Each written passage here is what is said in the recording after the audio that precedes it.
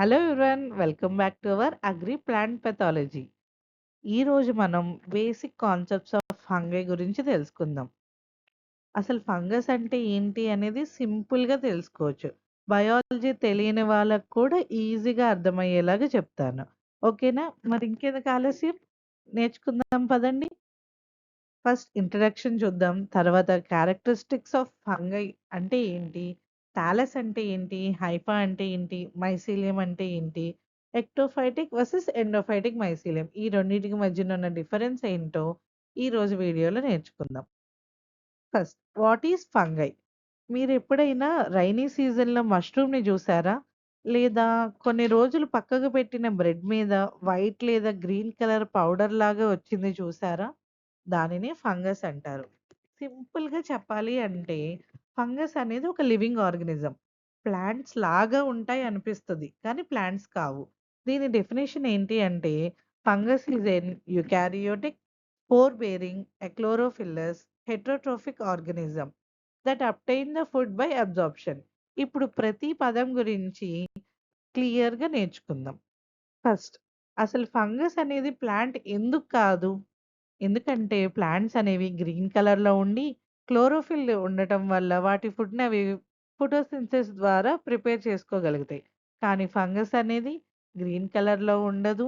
ఒకవేళ ఏమన్నా కలర్స్‌లో ఉన్నా కూడా అది డ్యూ టు పిగ్మెంట్స్ అన్నమాట. దాంట్లో ఉండే పిగ్మెంట్స్ వల్ల ఆ కలర్ అనేది వస్తది.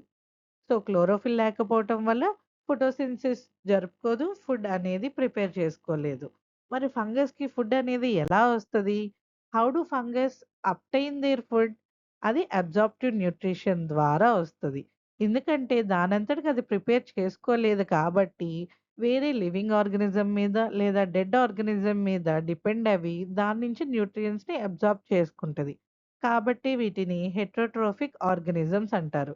ఇక్కడ మనం పిక్చర్‌లో గనక చూసినట్టయితే ఒక గ్రీన్ లివింగ్ లీఫ్ మీద ఫంగస్ అనేది వైట్ పౌడరీ గ్రోత్‌ని చూపిస్తుంది. సో, ఇలా లివింగ్ ప్లాంట్స్ మీద లేదా డెడ్ ఆర్గానిజమ్స్ మీద ఫంగస్ అనేది గ్రో అవుతది. మరి యూకారియోటిక్ అన్నాము. యూకారియోట్ అంటే ఏంటి? యూకారియోటిక్ ఆర్గానిజమ్స్‌లో ట్రూ న్యూక్లియస్ అనేది ఉంటది. ఈ న్యూక్లియస్ అనేది సెల్ యాక్టివిటీస్‌ని కంట్రోల్ చేస్తూ ఉంటది. సో, ఫంగస్ కూడా ఒక యూకారియోటిక్ ఆర్గానిజమే. ప్లాంట్స్ కూడా యూకారియోట్సే, యానిమల్స్ కూడా యూకారియోట్సే. అలానే ఫంగస్ కూడా యూకారియోటే. నెక్స్ట్, స్పోర్ బేరింగ్ అన్నాం డెఫినిషన్‌లో. స్పోర్ బేరింగ్ అంటే ఏంటి? అసలు స్పోర్స్ అంటే ఏంటి? ఇప్పుడు ప్లాంట్స్‌లో అవి ఫ్రూట్స్‌ని ప్రొడ్యూస్ చేసిన తర్వాత అందులో ఉన్న సీడ్స్‌ని మనం నాటితే గనక కొత్త ప్లాంట్ ఎలా అయితే వస్తుందో ఫంగస్‌లో కూడా ఈ స్పోర్స్ అనేవి రిప్రొడక్టివ్ స్ట్రక్చర్స్ కింద పనిచేస్తాయి. ఎప్పుడైతే ఈ స్పోర్స్ అనేవి వెళ్ళి కొత్త ప్లేస్‌లో ల్యాండ్ అవుతాయో, అది లివింగ్ ప్లాంట్ మీద ల్యాండ్ అవుతాయో అక్కడ మళ్ళీ ఫంగస్ గ్రోత్ అనేది స్టార్ట్ అవుతది. ఈ స్పోర్స్ అనేవి ఎయిర్ ద్వారా, లేదా వాటర్ ద్వారా, లేదా ఇన్సెక్ట్స్ ద్వారా స్ప్రెడ్ అవ్వటం అనేది జరుగుతది. ఇక్కడ చూడండి ఒకసారి ఈ చిన్న క్లిప్‌లో స్పోర్స్ అనేవి అలా ఫంగస్ నుంచి ఎయిర్ ద్వారా స్ప్రెడ్ అయ్యి, వెళ్లి కొత్త ప్లేస్‌లో ల్యాండ్ అవ్వి అక్కడ కూడా ఫంగస్ అనేది గ్రో అవుతుంది. సో, స్పోర్స్ రిప్రొడక్టివ్ స్ట్రక్చర్స్ కింద పనిచేస్తాయి. ఓకేనా?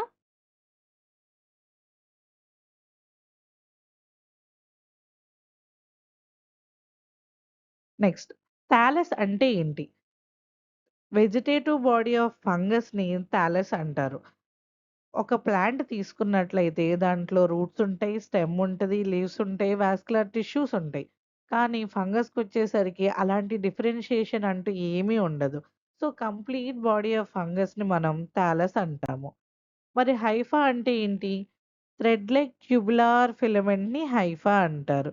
ఇక్కడ మీరు చూసినట్లయితే ఈ పిక్చర్‌లో ఈ స్మాల్ ట్యూబ్యూల్స్‌లా ఉన్నాయి చూడండి. ఈ ట్యూబ్స్‌లా ఉన్న ఈ వాటన్నిటిని హైఫా అంటారు.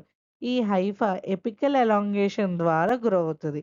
అంటే ఫ్రంట్ పార్ట్ నుంచి గ్రో అవుతూ స్టార్ట్ అవుతదనమాట. ఇది structural unit of the fungi Haifa అనేది. దీని లోపల ప్రోటోప్లాజమ్‌తో ఫిల్ అయిపోయి ఉంటది. Next, what is mycelium?